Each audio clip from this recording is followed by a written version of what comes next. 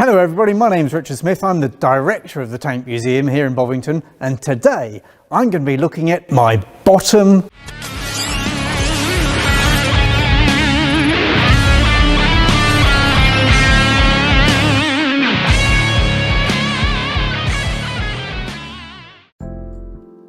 What's going on, guys? So earlier this year, took a trip to the old Bovington Tank Museum, had a look around, saw some tanks, and I thought I'd record it all, show you what I saw, and we're going to have a look at some very historically accurate facts about these machines in today's video. Okay.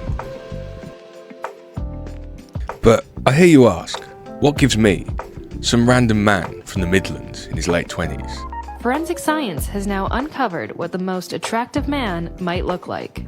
the knowledge, the qualifications to deliver these facts to you? And I'll let you know right now, I actually have a C grade in GCSE history, which is basically the same as having a degree. So yeah, if you don't take that, well, get in the bin. So with all that said, sit back, relax, get yourself a little willy, and enjoy the show.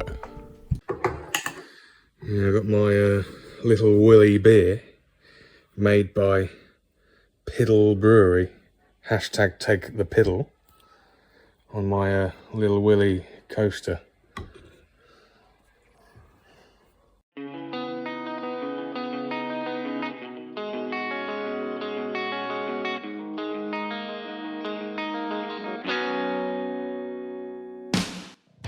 So, here we are arriving at the Tank Museum, outside the front gate. The Tank Museum is actually located in the county of Dorset, which is named after the fact that it was actually where the first door in England was installed, interestingly. So, here we have the big lad himself, Little Willy. The first proper tank ever made. I mean, it's more like a van now. It did used to have a turret and stuff, but I think someone nicked it. It's why they've installed this, bulletproof wall around the machine. So here he is. I've made enough jokes already, so let's just have a look at him. It's grey, it's boring. It was actually designed by the Battleship Committee, so it is technically a boat.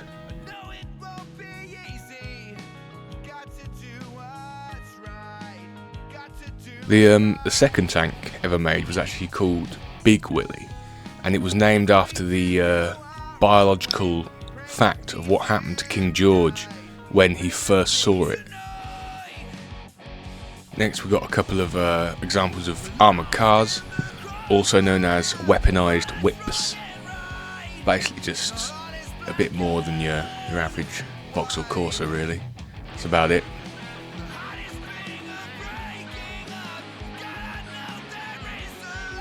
I don't like this tank. It's French.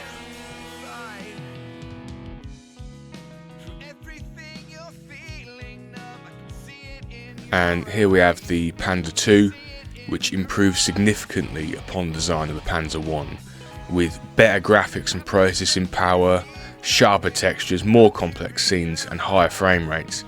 Panzer II also added DVD playback, offering home entertainment beyond gaming. Other key upgrades included built-in network capabilities for online gaming, improved audio fidelity and backwards compatibility with Panzer I parts.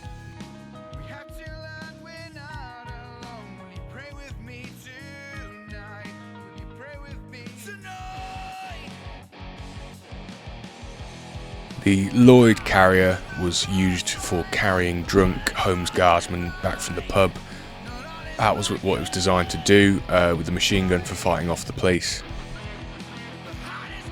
This tank here is also French. So here we have a later model British armoured car, and what they do to make this is they take the earlier ones and put things like body kits, roof racks, sound systems, LED lights in, and it would make them stand out on the battlefield. And here we have the Panzer III, which improved even more upon the Panzer II design, with built-in high-definition graphics, Blu-ray disc support, built-in hard drive and free online multiplayer. Also had wireless steering wheels for the drivers.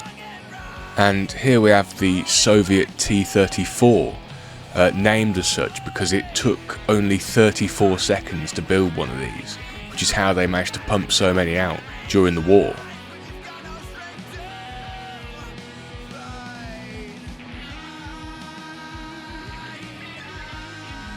Then we have a couple of Allied examples here. We've got the Churchill and the Firefly, Sherman Firefly. So the Sherman was actually named after the fact that all of the crews were issued with special militarised Ben Sherman polo shirts.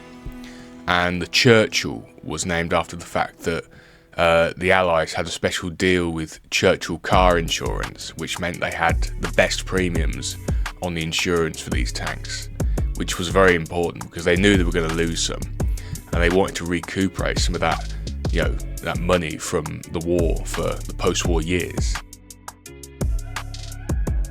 Then here we have the Panther, from the sort of cat family of German tanks, including stuff like the Tiger. And this was actually a nod to how these were initially tested.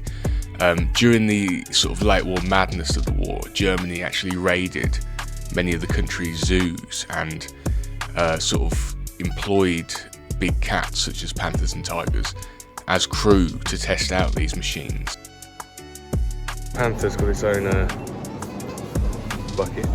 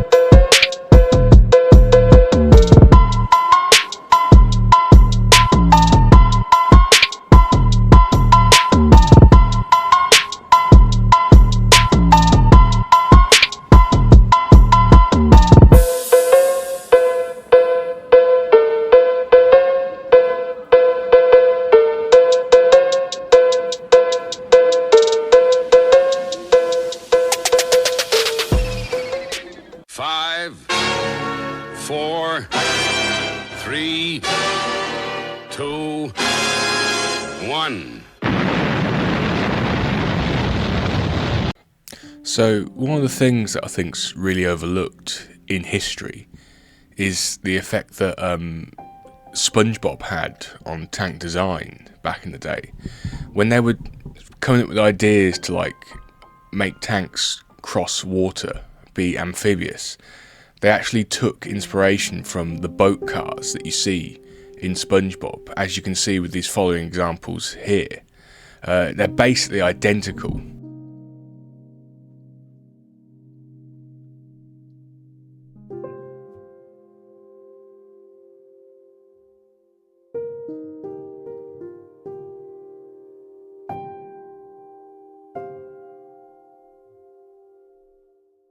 So, even while committing some of the worst atrocities in human history, the Germans still did have the nerve to try and be a bit cheeky with some of their tank designs. For example, this tiny thing, it's called the Goliath. Ha! And then we have the Jackson.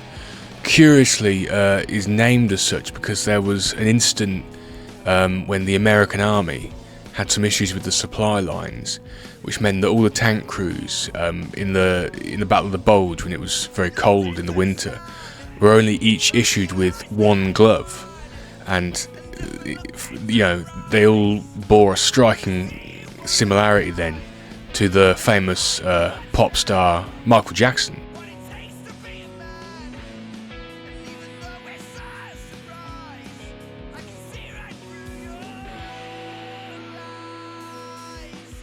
So what I was really surprised by was that the Tank Museum actually has a very large exhibit dedicated to the game Battlefield 1 from 2015, I think.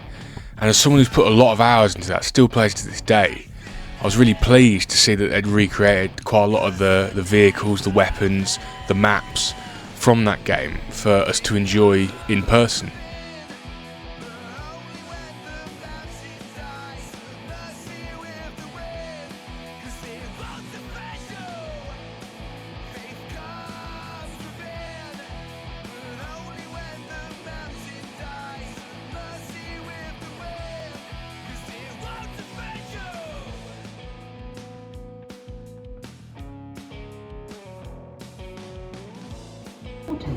Advance under heavy shellfire from Borrelon Wood on the left, Fontaine itself, and Arronte Wood on the right.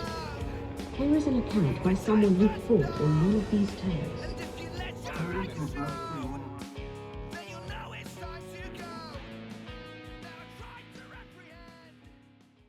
So, that's my trip to the Tank Museum and all the historical knowledge that I already knew about it. I mean, I think I got most of it right. I didn't bother reading any of the placards or anything because it's boring. So yeah, subscribe, like, do all the algorithm stuff if you want.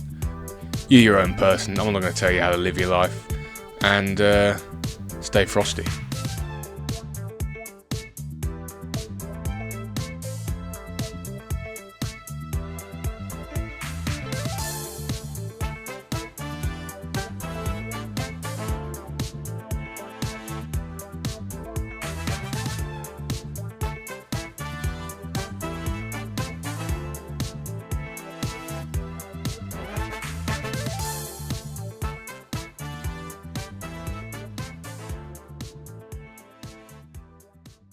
Does it count as a tank? Not really. It looked like tank to me.